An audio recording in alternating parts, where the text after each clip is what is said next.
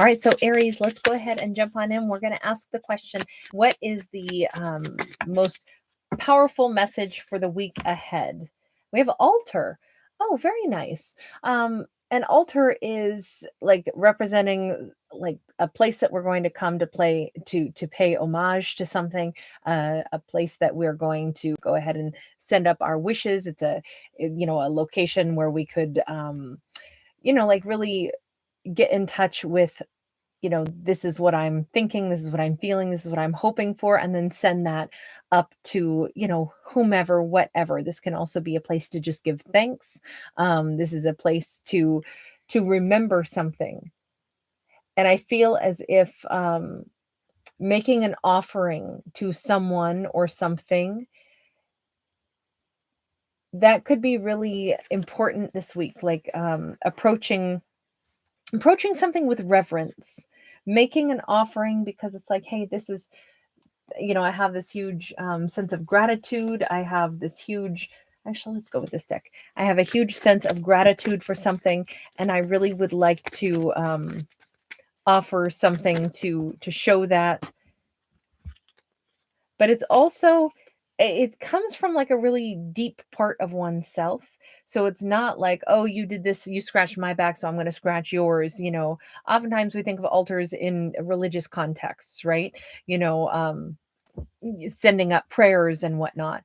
But I'm going to expand that and say, in this case, because everything for me is like a metaphor, I feel as if somebody might be at this point in their life where they're actually like trying to gain understanding. And I say that because we do have the Two of Wands here. So somebody's at a crossroads, and it's time with that Six of Pentacles. And we have the Five of Swords.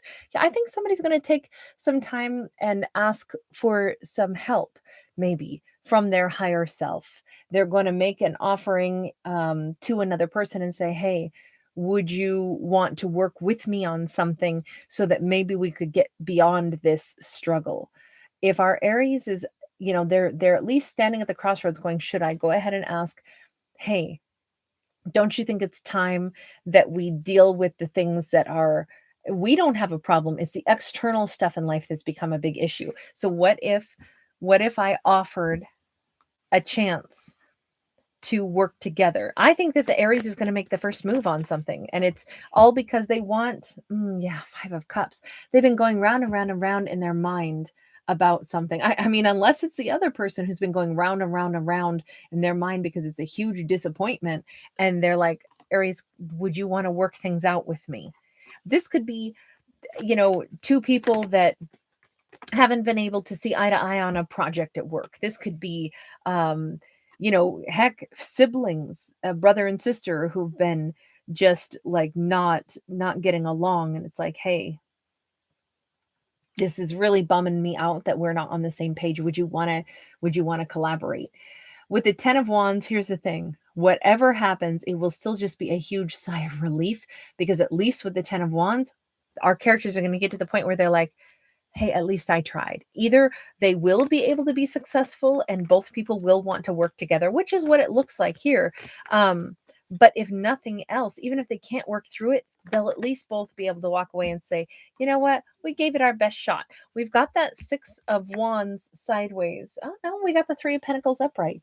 These two, for some reason, I keep feeling like this is two individuals who have been, I'm almost feeling more like siblings that maybe like work together or need to be in sync, in harmony within a family dynamic, and they always will probably still have some kind of arguments that pop up, some kind of beef, because they're probably both intelligent and strong-willed. But can they work together? Yes, they absolutely can. Does it mean it'll be seamless? No. But during this week, it looks like somebody is making the move. One or the other is making the move just to say, hey, would you want to collaborate with me and see if we could get beyond this? I feel like the problems, I don't feel like this is romantic. I really don't. This could even be coworkers who've not been getting along, and one or the other is going to say, listen, the way I see it, I got no beef with you, but there's all these things that have become totally ridiculously difficult for us to navigate. But what if we joined forces and navigated it to the best of our ability as a unit? And I kind of think that it's two people who are non-romantically connected that they're recognizing we don't have to have the problems. The problems are external to us. I'm not mad at you. I don't have beef with you. That's really awesome. How are people seeing the Aries this week? I love the fact that that's the main message, is that these two are going to be able to work together. Still, it's not going to be perfect, but they're going to get beyond the initial issues that they had. So how others are seeing Aries this week: Page of Cups, somebody who's pretty darn giving, somebody who's pretty darn like quick to say, "Oh, I'm sorry, maybe that was my mistake." I feel like our Aries is a very like evolved character that we're talking about. This is somebody really strong. Queen of Cups, the Six of Swords, and the King of Cups. Okay, well, if I've asked, how does somebody see the Aries, and they come across as somebody who's totally willing to say, "Hey, sorry, my mistake," and they're also incredibly giving, but they're also making sure that they are doing things that will be good for themselves. They're not over giving.